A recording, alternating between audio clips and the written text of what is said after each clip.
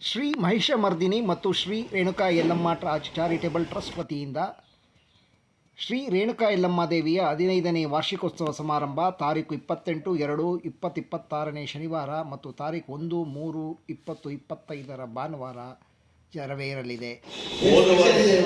ಪ್ರತಿಯೊಂದು ವರ್ಷ ದಿನೇ ದಿನೇ ದಿನೇ ದಿನೇ ಅಭಿವೃದ್ಧಿ ಆಗ್ತಾನೆ ಹೊರತು ಕುಂಠಿತ ಇವತ್ತು ಗಂಟ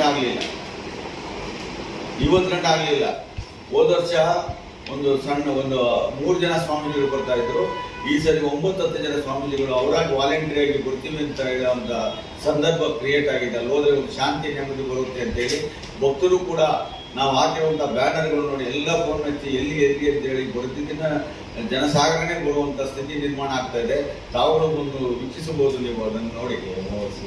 ಅಮಾವಾಸ್ಯೆಯ ಹುಣ್ಣಿಮೆಗೆ ಪ್ರತಿ ಅಮಾವಾಸ್ಯೆಗೆ ವಿಜೃಂಭಣೆಯಾಗಿ ಅಮಾವಾಸ್ಯೆ ದಿವಸ ಹೋಮ ಹವನಗಳು ನಡೀತವೆ, ಉತ್ಸವ ನಡೀತದೆ. ಮತ್ತು ಆ ಹುಣ್ಣಿಮೆ ದಿವಸ ಸತ್ಯನಾರಾಯಣ ಸ್ವಾಮಿ ಕಥೆ ನಡೆದು ಉತ್ಸವಗಳು ನಡೆದು ದಾಸೋಹ ಕೂಡ ನಡೀತಾ ಇದೆ. 15 ವರ್ಷದಿಂದ ಯಾವುದೇ ಕಾರಣಕ್ಕ ನಿಲ್ಲಿಲ್ಲ. ಸರ್, ಈ ಪ್ರೋಗ್ರಾಮ್ದು ಈ ಸ್ವಾಮೀಜಿಗಳ ಪಾದ ಪೂಜೆ ಮಾಡೋಂಥದ್ದು ಇದೆಯಲ್ಲ, ಅದಕ್ಕೆ ಕನೆಕ್ಷನ್ ಸರ್? ಅಲ್ಲಿ ಇತಿಹಾಸದಲ್ಲಿ ನೋಡಿದಾಗ ನಾವು ಪ್ರಶ್ನೆಯಲ್ಲಿ ಕಂಡಿದ್ದಾಗ ತಪೋ ಋಷಿಗಳು ತಪಸ್ಸು ಎಷ್ಟು ಸಾವಿರಾರು ವರ್ಷಗಳಿಂದ ಅಲ್ಲಿ ತಪಸ್ಸು ಮಾಡತಕ್ಕಂಥ ಒಂದು ಆ ಭೂಮಿ ಆಗಿರ್ತದೆ.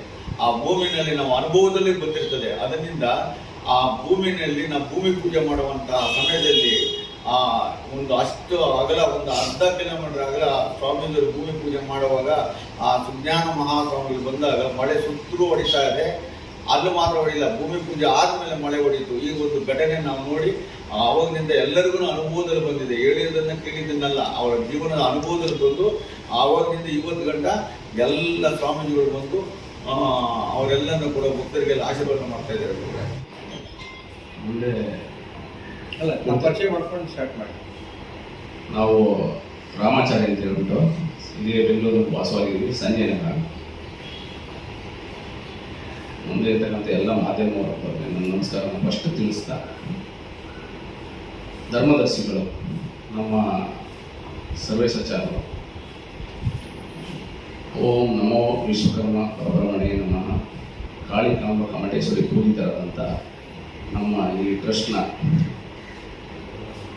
ರೇಣುಕಾ ಯಲ್ಲಮ್ಮ ದೇವಿ, ಮಹಿಷಮರ್ದಿನಿ, ಕರಿಯಂಗಣ್ಣ ಶಿವ ದೇವಸ್ಥಾನಗಳು, ಈ ದೇವಸ್ಥಾನದ ಟ್ರಸ್ಟ್ನ ಧರ್ಮದರ್ಶಿಗಳಾಗಿರ್ತಕ್ಕಂಥ ಸರ್ವೇಶಣ್ಣವರು ನಾವು ನೋಡ್ದಂಗೆ ಸುಮಾರು ಸಾವಿರಾರು ಜನ ಈ ದೇವಸ್ಥಾನಕ್ಕೆ ಬಂದು ಅವರ ಕಷ್ಟಗಳನ್ನ ದುಃಖಗಳನ್ನ ಆ ತಾಯಿ ಹತ್ರ ಹೇಳ್ಕೊಂಡು ಇವತ್ತು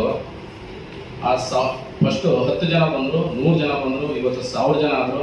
ಇವತ್ತು 4,000-5,000 ಜನ ವಾರ್ಷಿಕೋತ್ಸವ ಮಾಡ್ತಾರೆ ಅಂತ ಹೇಳಿದ್ರೆ 5,000 ಮಿನಿಮಮ್ 5,000 ಜನ ಬಂದೇ ಬರ್ತಾರೆ.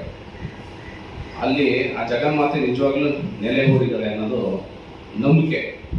ಅವ್ರು ಏನು ಕೋರಿಕೆಗಳನ್ನ ಕೇಳ್ಕೊಂತಾರೆ ಪ್ರತಿಯೊಬ್ಬರಿಗೂ ಇವತ್ತು ಆ ತಾಯಿ ಜಗನ್ಮಾತೆ ನೆರವೇರಿಸಿರ್ತಕ್ಕಂಥದನ್ನ ನಾವು ಕಣ್ಣಾರೆ ನೋಡಿದ್ದೀವಿ. ಅಲ್ಲಿ ಬಂದಂಥ ಭಕ್ತಾದಿಗಳು ಕೂಡ ಅದನ್ನು ಅನುಭವಿಸ್ತಾ ಹೋಗ್ತಾ ಇದ್ದಾರೆ. ನಾನು ಕೇಳ್ಕೊಳ್ಳೋದೇನಪ್ಪ ಅಂತಂದ್ರೆ, ಕೆಲವರು ಯಲ್ಲಮ್ಮ ದೇವಿ ಇಲ್ಲಿ ಸೌದತ್ತಿ ಯಲ್ಲಮ್ಮ ಕೆಲವರು ಹೋಗೇ ಇರೋದಿಲ್ಲ. ಅದ್ರ ಬಗ್ಗೆ, ಆ ತಾಯಿ ಜಗನ್ಮಾತೆ ಬಗ್ಗೆ, ಆ ಶಕ್ತಿ ಬಗ್ಗೆ ಯಾರಿಗೂ ಗೊತ್ತೇ ಇರೋದಿಲ್ಲ. ಆ ಶಕ್ತಿ ಇಲ್ಲಿದೆ ಅಂತ ನಾನು ಬೇಕಾದ್ರೆ ನಿಜವಾಗ್ಲೂ ನಾನು ಹೇಳ್ತೀನಿ. ಅಂತ ಒಂದು ಸಾಕ್ಷಿಗಳನ್ನ ನಾವು ಕಣ್ಣಾರೆ ನೋಡಿದ್ದೀನಿ. ನಿಜವಾಗ್ಲೂ ಬಹಳ ಅದ್ಭುತವಾದಂಥ ಶಕ್ತಿ ಆ ಕ್ಷೇತ್ರದಲ್ಲಿದೆ. ಒಳ್ಳೆ ಒಂದು ನಮ್ಮ ಸನಾತನಿಯಾಗಿ, ಹಿಂದೂ ಆಗಿ ಸನಾತನಿಯಾಗಿ ಯಾವ ರೀತಿ ಒಂದು ಧರ್ಮದಲ್ಲಿ ನಾವು ಒಂದು ದೇವಸ್ಥಾನನ ಸೃಷ್ಟಿ ಮಾಡಬೇಕು ಅದೇ ರೀತಿ ನಮ್ಮ ಸರ್ವೇಶಣ್ಣವರು ಮಾಡಿದ್ದಾರೆ. ಬಹಳ ಅದ್ಭುತವಾಗಿ ಪೂಜಾ ಕಾರ್ಯಗಳು, ಹೋಮಗಳು, ಯಾಗಗಳು, ಬಂದಂಥ ಭಕ್ತಾದಿಗಳಿಗೆ ಅನ್ನದಾಸೋಹ ಆಗಲಿ ಭಾಳ ಯಾರಿಗೂ ಬೇಜಾರಾಗಿರೋ ರೀತಿಯಲ್ಲಿ ಅದೇನಂತ ಅವ್ರು ನೋಡಿದ್ರೆ ಏಜು ಅಷ್ಟು ಏನಪ್ಪ ಸ್ಟೇಜ್ ಆಗಿದೆ ಅನಿಸುತ್ತೆ. ಅವರು ವಯಸ್ಸು ಹುಡುಗನ ಥರ ಕೆಲಸ ಮಾಡ್ತಾರೆ, ಅಷ್ಟು ಉತ್ಸುಕರಾಗಿ ಕೆಲಸ ಮಾಡ್ತಾರೆ. ಆ ದೇವಿನೇ ಅವ್ರಿಗೆ ಆ ಶಕ್ತಿನ ಕೊಟ್ಟಿದ್ದಾರೆ, ಮುಂದಕ್ಕೆ ಕೊಟ್ಟಿ ಅಂತ ನಾನು ಕೇಳ್ಕೊಂತೀನಿ.